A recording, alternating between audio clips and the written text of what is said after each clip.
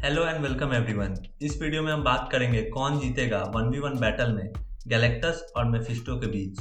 Galactus world leader है, वहीं Mephisto खुद एक डेविल है। दोनों बहुत पावरफुल है, लेकिन इस वीडियो में हमारे पास एक विनर जरूर होगा। इससे पहले कि वीडियो स्टार्ट हो, चैनल को सब्सक्राइब करके बेल आइकन दबाना मत भूलना, ताकि आप अपकमिंग वीडियोस ना मिस कर दो। तो चलो वीडियो को स्टार्ट करते हैं। मेफिस्टो कैरेक्टर इंस्पायर्ड है कैरेक्टर जिसका नेम सेम था लेजेंड ऑफ फॉस से। मेफिस्टो का एक कोर पावर ये है कि ये बेसिकली इमॉर्टल है। ये एक सेफ शिफ्टर है जो कि खुद को बड़ा बना सकता है या पूरा सेफ चेंज कर सकता है। और इसी वजह से हमने बहुत वांडा विजन थ्योरीज सुने थे कि इवान पीटर्स मेफिस्टो हो सकता है।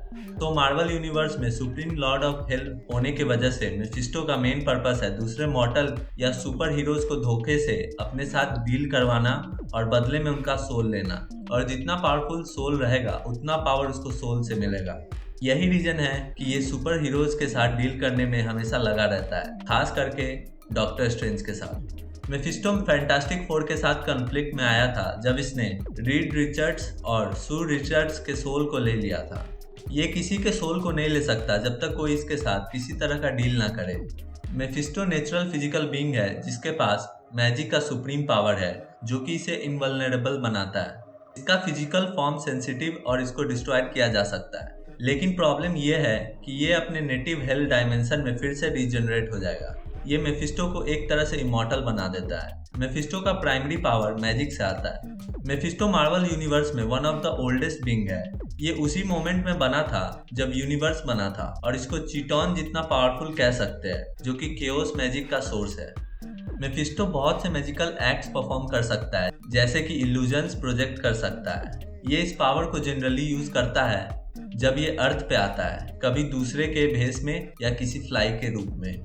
मेफिस्टो के पास memory manipulation, time alteration, energy blast absorption और रियलिटी अल्टरेशन का भी पावर है। दूसरे डिमंस के तरह मेफिस्टो अपने रेल्म से कनेक्टेड है एंड वहाँ ज़्यादा पावरफुल भी, और ये अपने स्ट्रक्चर को अपने हिसाब से बदल सकता है। दूसरे साइड गैलेक्टस, जो कि एक ह्यूमनॉइड एलियन एक्सप्लोरर था जिसका नाम गैलन था। यूनिवर्स के डेथ के बाद गैलन के पास गॉडलाइक पावर्स आ गए और वो गैलेक्टस बन गया, जिसको प्लैनेट्स को खाना पड़ेगा जिंदा रहने के लिए। प्रीवियस यूनिवर्स से गैलेक्टस अंतिम लिविंग बीइंग है। गैलेक्टस का साथ हेराल्ड्स देते हैं और इन हेराल्ड्स में सबसे ज़्यादा फेमस सिल्वर सर्फर है, जिसको इसने कॉस्मिक पावर दे रखा है। हेराल्ड यूनिवर्स में घूमते हैं और गैलेक्टस के कभी न खत्म होने वाले भूख को सेटिस्फाई करने के लिए सही प्लैनेट ढूंढते हैं। गैलेक्टस को रोकना इम्पॉसिबल तो नहीं, लेकिन बहुत डिफिकल्ट है अगर इसने किसी प्लैनेट को खाने का डिसाइड कर लिया तो। इसलिए प्लैनेट को छोड़कर चले जाना बेस्ट ऑप्शन है। ये माना जाता है कि गैलेक्टस को कोई रोक नहीं सकता, यहाँ तक कि यूनिवर्स खत्म होने के बाद भी ये अकेला बचेगा, जैसे कि लास्ट टाइम हुआ था।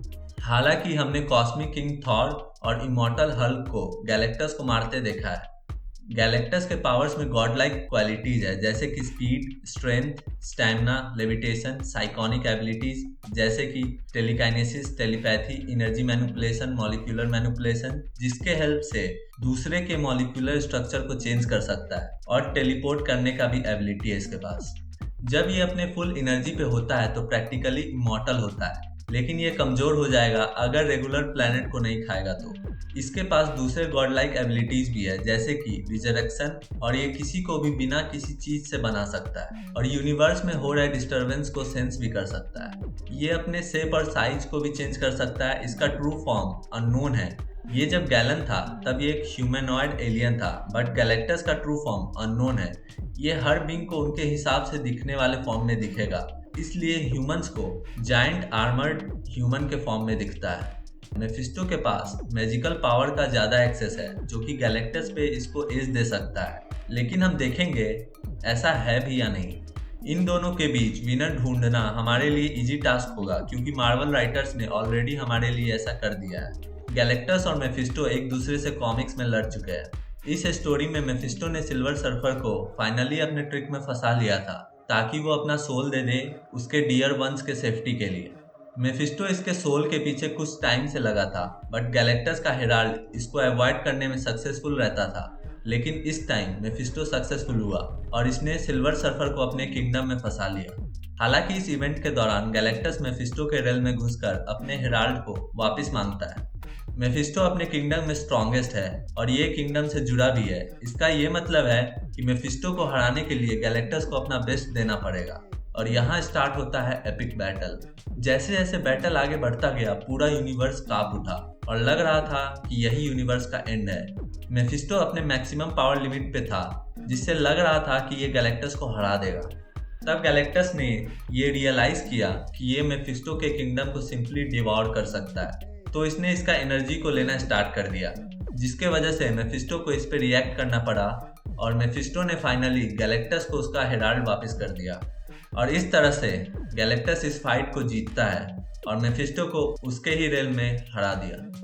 हालांकि इसने ऐसा डायरेक्ट फिजिकल कॉम्बैट में नहीं किया, इसके पास अपर हैंड था क्योंकि ये मेफिस्टो के अकेले पावर सोर्स जो कि इसका रेल्म है उसको सिंपली खा सकता है। और इसके साथ हम वीडियो को यही खत्म करते हैं। कमेंट्स करके मुझे अपने थॉट्स बताएं। Thanks for watching. Next video में मिलता है।